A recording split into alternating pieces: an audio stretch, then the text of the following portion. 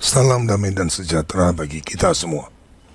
Akhirnya, setelah kurang lebih 6 tahun lamanya menyatakan perlawanan terhadap Konsili Vatikan II dan Kepausan Fransiskus, Uskup Agung Vigano secara resmi dihadapkan pada tuduhan skisma dan terancam diekskomunikasi. Uskup Agung Vigano dituduh telah menentang legitimasi Paus Fransiskus dan menolak Konsili Vatikan II. Dalam pernyataan publiknya beberapa tahun lalu, Uskup Agung Vigano memang menyatakan bahwa Konsili Vatikan II adalah kanker teologis, moral, dan liturgis yang telah merusak gereja Katolik. Sementara itu, gereja konsili yang dipimpin oleh Jorge Bergoglio tidak lebih dari metastasis yang muncul dari kanker tersebut. Ini pernyataan yang banyak mendapatkan apresiasi dari kaum tradisionalis karena kejujurannya melihat fakta yang terjadi di gereja Katolik.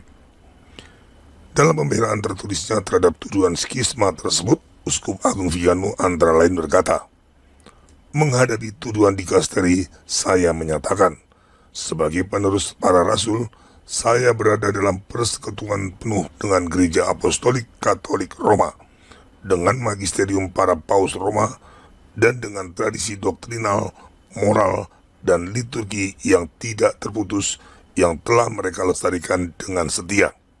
Saya menolak kesalahan-kesalahan neomodernis yang melekat dalam Konsili Vatikan II dan dalam apa yang disebut magisterium pasca konsili, khususnya dalam hal kolegialitas, ekumenisme, kebebasan beragama, sekularitas negara, dan liturgi." Demikian kutipan dari pernyataan Uskup Agung Vigano. Yang menjadi pertanyaan, mengapa baru sekarang ia dituduh melakukan skisma? Apakah karena Uskup Agung Vigano baru-baru ini juga menuduh Paus Fransiskus terlibat dalam pelecehan seksual? Bisa jadi.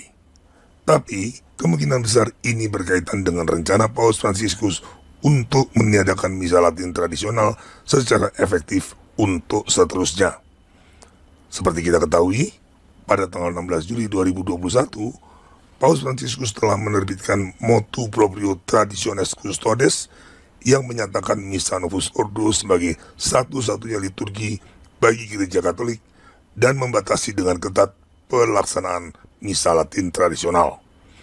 Namun Motu Proprio itu tidak efektif karena banyak uskup yang mengabaikannya.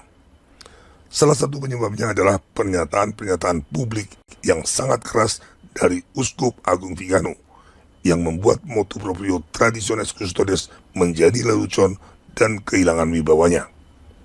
Agar rencana Paus Fransiskus untuk meniadakan misa Latin tradisional efektif, maka dia perlu membungkam musuh utamanya, yaitu Uskup Agung Vigano. Nah, itulah yang terjadi sekarang.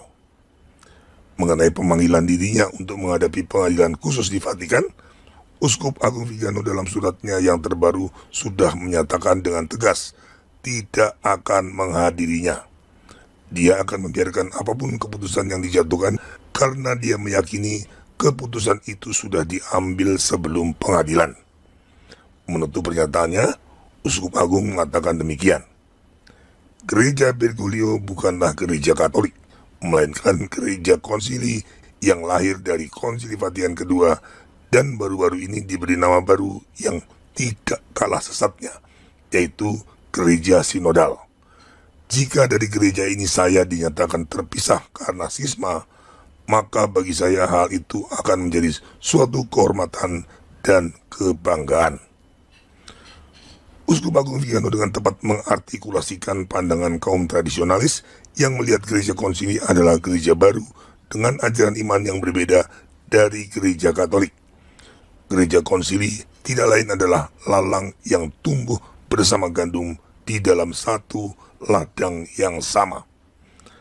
Pernyataan Uskup Agung Vigano ini kemungkinan akan menjadi bola panas yang membuat pertentangan antara kaum modernis pendukung konsili dan kaum tradisionalis yang setia pada iman para rasul semakin tajam dan terbuka. Kita tunggu saja perkembangannya. Sementara itu, bagaimanakah sikap kita sebagai kaum tradisionalis terhadap rencana ekskomunikasi Uskup Agung Vigano? Santo Athanasius juga pernah diekskomunikasi oleh Paus Liberius karena ia menentang Arianisme.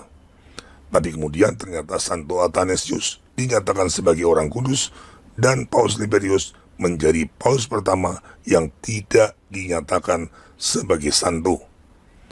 Uskup Agung Marcel Lefebvre juga diekskomunikasi karena mentahbiskan uskup tanpa seizin Vatikan.